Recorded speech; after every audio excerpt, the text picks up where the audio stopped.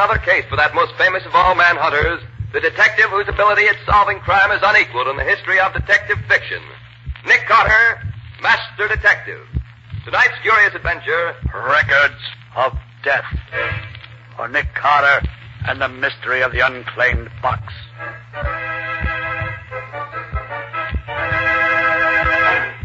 The fact of the matter is, Mr. Carter, that I've quite accidentally stumbled on a terrible crime. Or, to be more correct, I've stumbled on evidence that a terrible crime has been committed. But even so, Mr. Field, why do you come to me with it? That sort of thing should be reported to the police. Mr. Carter, what police would I have reported to? Where was the murder committed? I don't know. Well, how can you know that a murder's been done if you don't know where it was done? Well, that's what makes this particular crime different from any other. Somewhere, sometime, a murder has been committed. Yet I don't know when or where. As a matter of fact, I doubt if anyone in the world knows of it, except those who did it, and me. And how do you happen to know all this? Because the victim, a young and beautiful girl, has told me so in her own words. I have the knowledge from her own lips. Oh, and you've seen and talked to her? Well, here's the story, Mr. Carter. About a month ago, I attended one of the sales of unclaimed packages that the express company holds twice a year.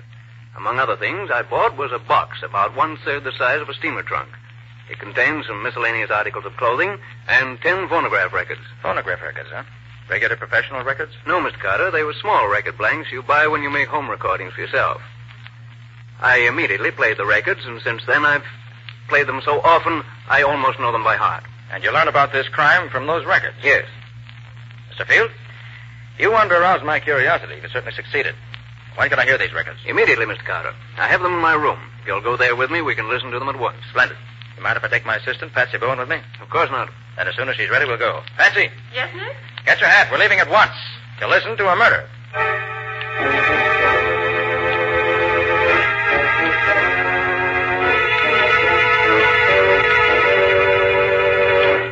This is the box, Mr. Carter. Beautiful, isn't it? Now, Mr. Field, before we go further, there are a few things I should like to know. How long ago did you buy this box at the auction? A little over a month ago. Mm-hmm. On the express company, must have had it for about a year or so. Another thing. Were there any wrappings on the box when you bought it? Yes, it was well wrapped in heavy burlap. You have those wrappings now? I'm sorry to say I don't. By the time I realized that the wrappings might have furnished a clue to the mystery, they'd been burned in the incinerator. Too bad. Well, do you by any chance, whatever, recall the name and address to which the box was consigned? Fortunately, I do. It was addressed to an Alex Delanois in New York City. But I've searched every city directory, every telephone book, every place where names are listed, and I can find no such name anywhere. There was no street address, and the rest of the label, as I remember it, was practically obliterated. I see. All right, Mr. Field, let's listen to the records. And gladly. I'm very anxious to get your opinion of them. Are they in any kind of order? After hearing them over and over as I've done, I believe that I've finally arranged them in their proper order. I see. They're so peculiar, I can hardly wait to see if you can tell me the answer. Here's the first one. I have a terrible story to tell. But even while I try to tell it, I'm afraid that you who may listen to this will not believe me. But I beg you, if justice means anything to you, believe me and avenge me. I shall rest easier in my grave if I know that those who hope to profit by my death have been deprived of the fortune they plan to get by killing me. I am very rich, but I am not rich enough to avoid the fate that is in store for me. She sounds as if she meant it, doesn't she? I thought he was coming in, but he went away. I've tried several times to escape, but I've failed each time. I wish I could tell you where I am, but I can't, because I was drugged when they brought me here. Oh, I forgot to say, my name is Nancy Deering, and I'm 22 years old. You who listen to this will recognize the name at once, of course. I only hope they don't murder me until I can... Is that the end of it? Not quite.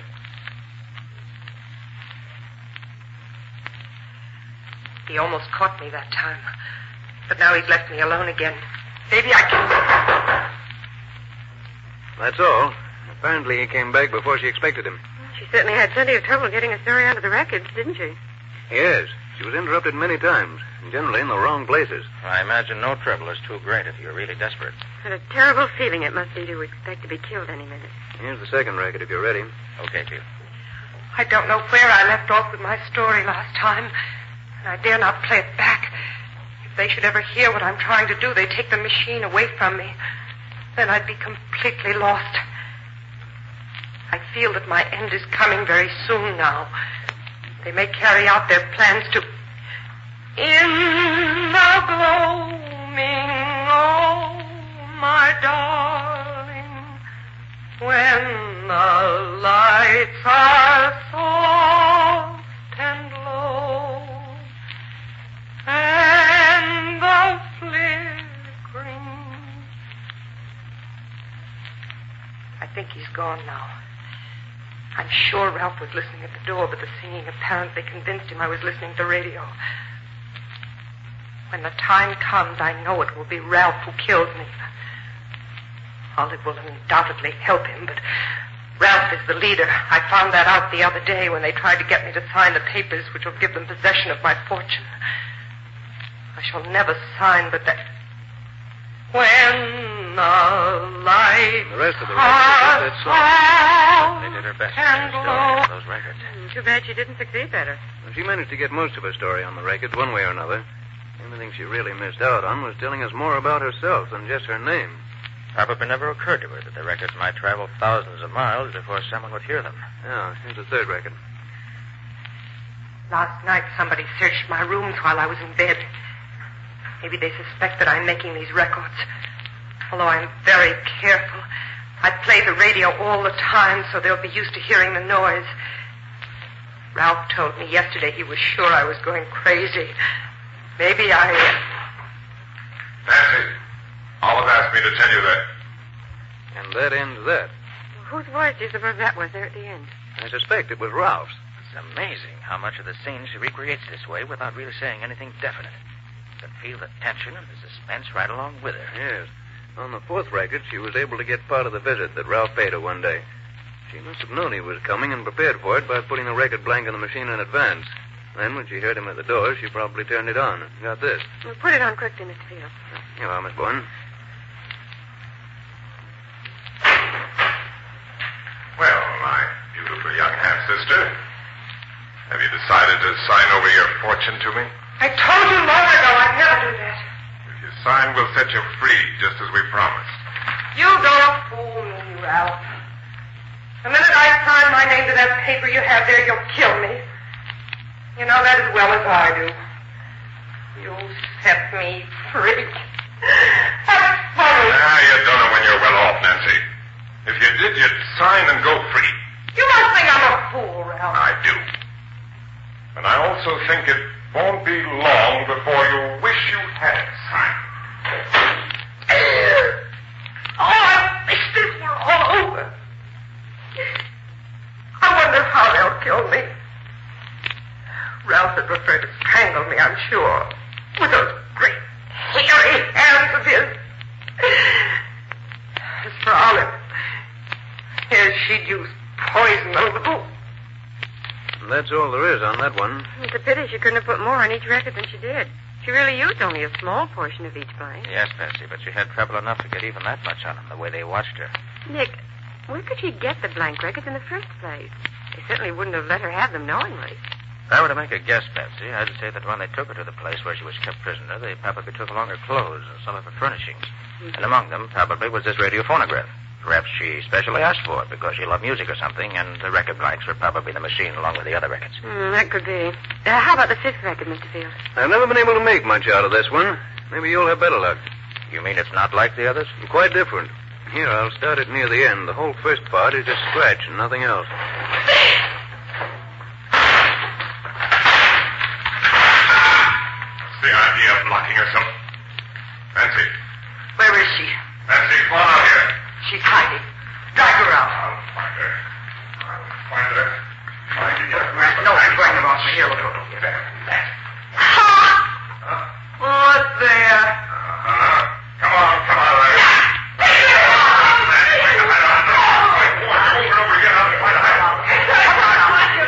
Come on, get her. Now, the sooner you do it, the better. No. Fool. Give me that. No. Nearly got me that time, didn't you? Too bad for you. You didn't succeed. You little devil, I'll fix you, but good. Not very clear, is it? Perfectly clear to me. Nan locked her door and started the record. For some reason, she waited before saying anything. Then Ralph and Olive came, found the door locked, and, being suspicious, broke it down. Nancy hid, and they dragged her out. There was an argument about something that I didn't get. Nancy grabbed Ralph's pistol and took a quick shot at him, but she missed. Before she could pull the trigger again, he took the gun away from her. Good grief, Mr. Carter. It's clear enough when you tell it. Well, here's the sixth one. I must hurry. The time is very short. I may be interrupted any minute. I'm seldom left alone anymore. They seem to be afraid of what I'll do if I'm left alone. I wonder that they haven't killed me before this. I wonder if they... There's nothing but scratch for quite a bit here, but she starts again.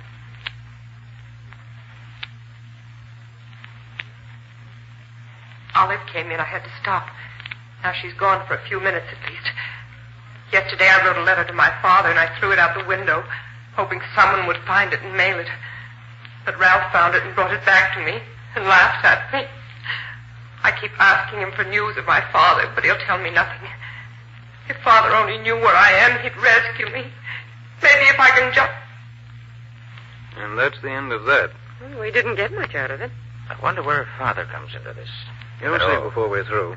And this seventh record is more interesting because it records a complete conversation between Nancy and Ralph. Good. Let's hear it.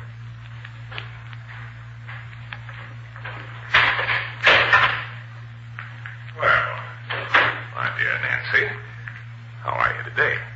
If you had your way, I'd be dead. Why don't you kill yourself and save us the trouble? You mean save you from having a murder on your conscience? You have such a thing? Murder is a very ugly word, Nancy. You're murdering me inch by inch every day that I stay here. Well, I don't object to doing it that way if I can. You little cat! If you ever throw anything at me like that again, I'll tie you up so you won't be able to move out of your chair. Ralph, if you really want me to sign those papers for you, just let me go to my father. If you do, I'll sign anything you ask. That's out of the question, Anne.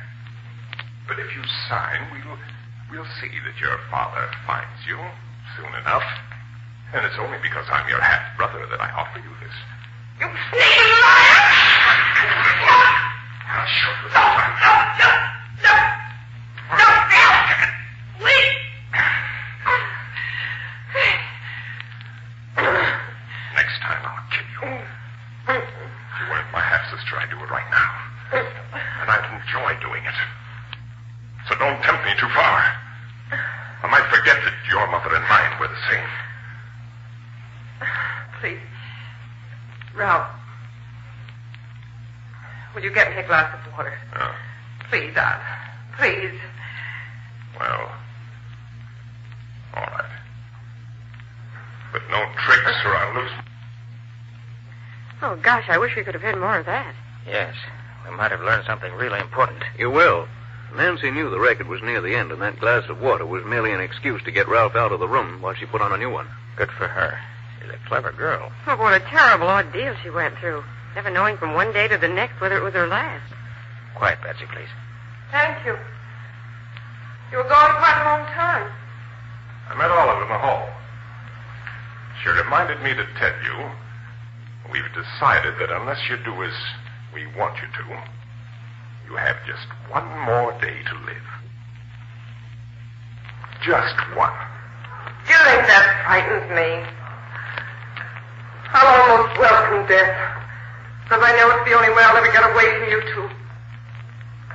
And I'm firmly convinced you'll never succeed in getting possession of my fortune. Of course we'll get it. No doubt about that. I don't think you will. No? No. That is, you won't get it unless you're planning on murdering my father, too. After you forged a new will for him to leave behind him. Smart, aren't you? Guessed it the first time. No. No, you wouldn't. You couldn't. No, why not? He's not my father, and we want his fortune for ourselves. I can't believe such inhuman creatures as you two really exist. Our mother bore a strange lot of children, didn't she? On one hand, we have you, my saintly Nancy. And on the other hand, we have the twins, Olivette and me, who are anything but saintly. Yes, life is very strange sometimes. Get out!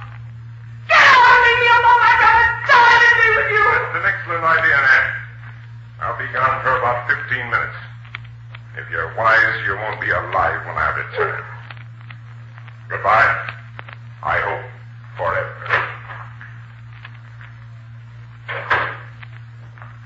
You heard what he said. It was the best evidence I could get. Ralph really made a full confession without knowing that every word he said was being preserved for you to hear. But my father, why must he die? Oh, I beg you, whoever you are, hears his words. If you can do anything to avenge our death, in heaven's name, do it. I go to my death believing that through you I shall have my revenge at last. Oh, please don't fail me. I see the record's coming to an end. Good night. Pray for me. Good night. If you didn't know she was in deadly earnest, you'd almost think she was putting on an act. I still feel terribly moved when I hear that record. She never had a chance, really. Well, let's hear the next one. That's the 9th, isn't it? Yeah, number 9 is almost a blank. Here it is. They almost caught me that time. They mustn't do that because they might find the records I've already made and destroy them. They're both coming back in a few minutes, but maybe I can...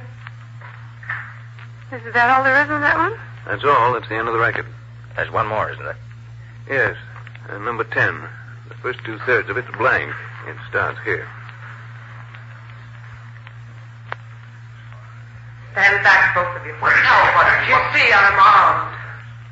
You know I can shoot straight. I'll kill the first one of you to move. Confound it, that's my gun. Where did you get it? Olive gave it to me so I could defend myself. That's a lie, you know it. What is it?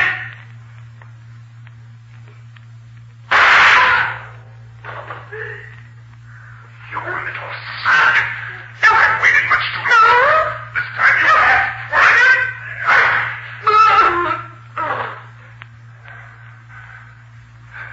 Well, that takes care of you. Olive. Yes. Yeah. What happened? The bullet just grazed your temple.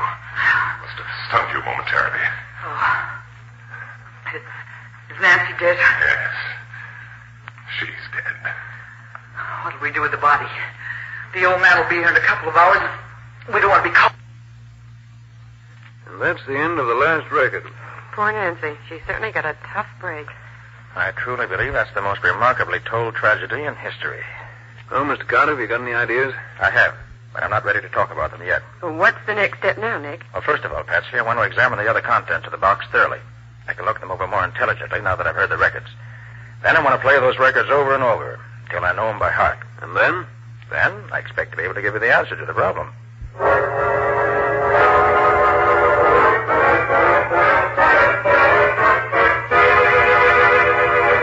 Got a sandwich in your pocket, Patsy? Oh, Nick, I thought you'd never finish listening to those records. Well, I wanted to be sure I didn't miss anything anyway. And I believe I've learned everything those records could tell me. You mean you really found some clues, Nick? Yes, indeed, Patsy. There are several clues marked out for us very plainly. Oh, that's wonderful. But first, I want to go over that list we made of the other things that were in that box addressed to Alex Delanois. Of course, Nick. Let me see now. Yes, here it is. Opera cloak with label Felix and Company, Toronto.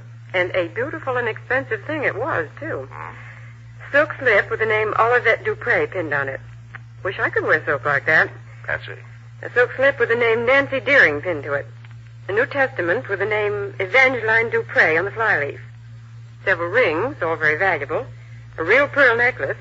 And some beautiful and very expensive lace. Also, of course, the blood-stained nightdress, which must have been the one that Nancy was murdered in. And the 3 snapshots, of course. Oh, yes. One with the name Olivette on the back, one with the name Ralph, and one with the name Evangeline Dupre Deering.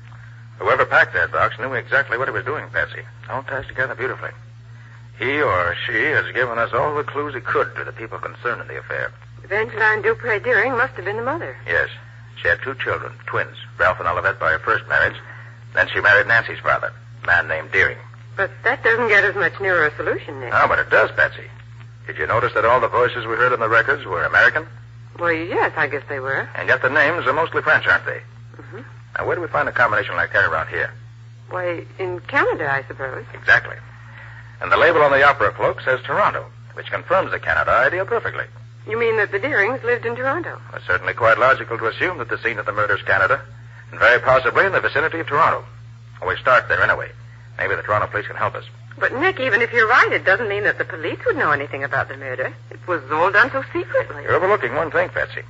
I am? Well, what is it? The family from which these people came was a rich family, very rich indeed, if we may guess from the beautiful laces and from the jewelry and other things packed in the box. Mm-hmm. And remember also that Nancy's father was probably killed, too. Now, I can't believe that the head of a rich and probably well-known family could disappear without anyone knowing it. You mean you think the police will know that something happened to him about a year ago, even if they don't think that there's anything wrong about it? Exactly. So pack your bag, Patsy, and order a taxi to take us to the airport. We're flying to Toronto immediately.